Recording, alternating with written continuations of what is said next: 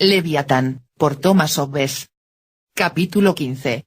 De otras leyes de naturaleza. 15.2. Ganar a la fuerza, es la guerra. Thomas Hobbes escribe. Por lo que respecta a ganar, por cualquier medio, la segura y perpetua felicidad del cielo, dicha pretensión es frívola, no hay sino un camino imaginable para ello, y este no consiste en quebrantar, sino en cumplir lo pactado. TV escribe. El goce supremo nunca conocido, es la certeza de que hemos ganado el cielo, el paraíso, la gloria eterna que el Creador nos otorga. Sea pues, que estamos entre todos y convivimos y deducimos que vamos al frente, porque hacemos cosas lindas, carentes de corrupción. En algún momento cometemos un acto injusto pero decimos que rezando y arrepintiéndonos, ya estamos a salvo, aunque nuestra víctima siga llorando. Hemos cooptado a la justicia del ojo por ojo, a través de una oración y somos nosotros, que por tradición creemos que eso es suficiente. Sin ese recurso del arrepentimiento, no tendríamos esperanza de algo mejor. Ese una ley divina fuese, el que la hace la paga, nadie estaría confiado y viviríamos llenos de miedo al castigo divino. Mas, la realidad en esta vida, es que muchos cometen desmanes y se van, sin pagar el daño que han hecho. Se dice, como consuelo que aquel que ha padecido daño, el cielo le hará justicia y de este modo, la resignación ante un abuso, sucede en aquellos seres apocados, que no conocen el modo de tomar venganza. O simplemente perdonan, con la esperanza de que el Dios observa todo y retribuye. ¿Acaso el rico no jode a cientos y miles de personas llevándolas a la desesperación de la miseria voluntaria? ¿Y, acaso el pobre no comete infamia al consentir vivir de rodillas cuando el Creador le ha llenado de inteligencia, la cual se niega a usar? Thomas Hobbes escribe.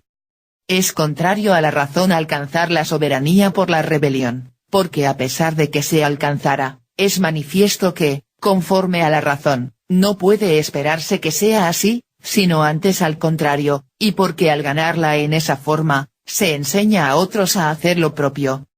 Por consiguiente, la justicia, es decir, la observancia del pacto, es una regla de razón en virtud de la cual se nos prohíbe hacer cualquiera cosa susceptible de destruir nuestra vida, es, por lo tanto, una ley de naturaleza.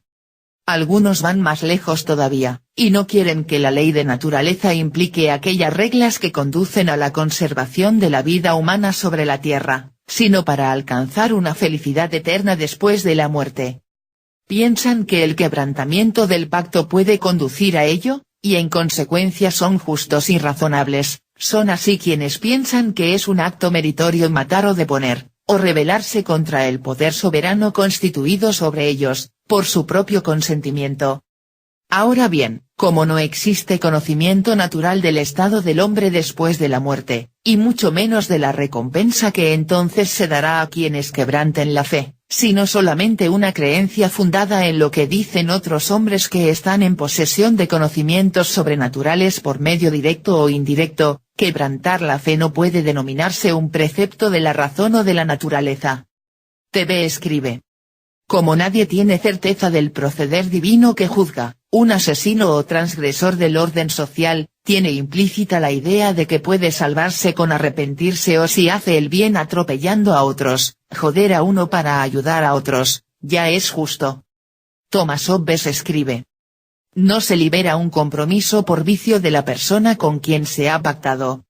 Otros, estando de acuerdo en que es una ley de naturaleza la observancia de la fe, hacen, sin embargo, excepción de ciertas personas, por ejemplo, de los herejes y otros que no acostumbran a cumplir sus pactos.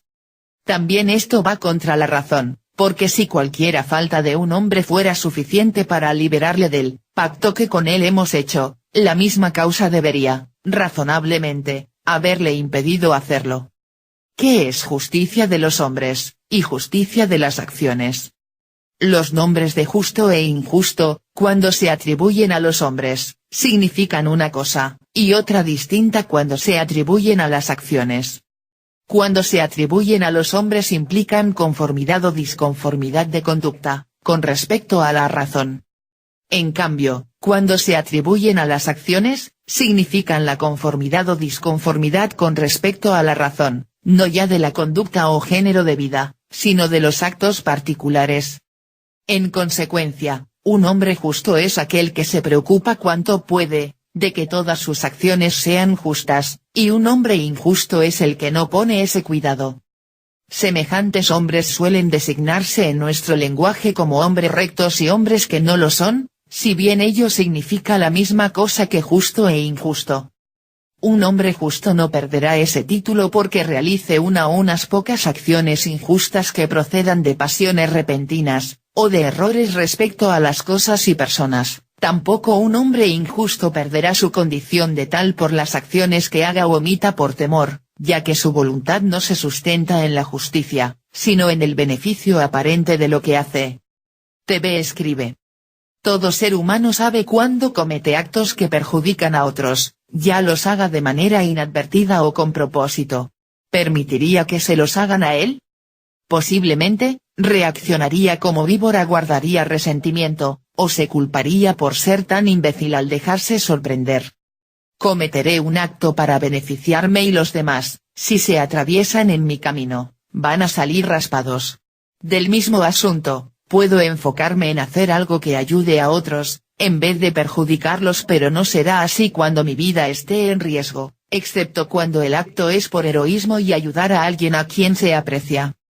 Hacer el mal a quien apreciamos, es algo terrible, muy doloroso.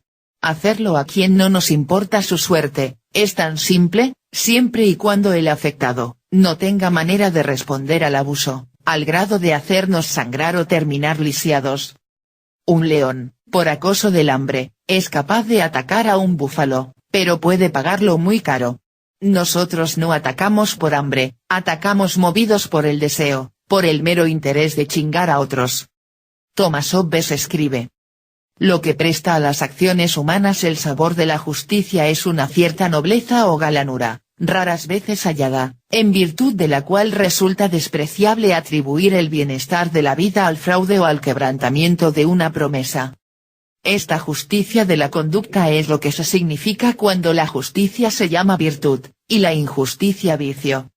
Ahora bien, la justicia de las acciones hace que a los hombres no se les denomine justos, sino inocentes, y la injusticia de las mismas, lo que se llama injuria, hace que les sea asignada la calificación de culpables. ¿Qué es la justicia de la conducta, e injusticia de las acciones? A su vez, la injusticia de la conducta es la disposición o aptitud para hacer injurias, es injusticia antes de que se proceda a la acción, y sin esperar a que un individuo cualquiera sea injuriado. Ahora bien, la injusticia de una acción, es decir, la injuria, supone una persona individual injuriada, en concreto, aquella con la cual se hizo el pacto. Por tanto, en muchos casos, la injuria es recibida por un hombre y el daño da de rechazo sobre otro. Tal es el caso que ocurre cuando el dueño ordena a su criado que entregue dinero a un extraño.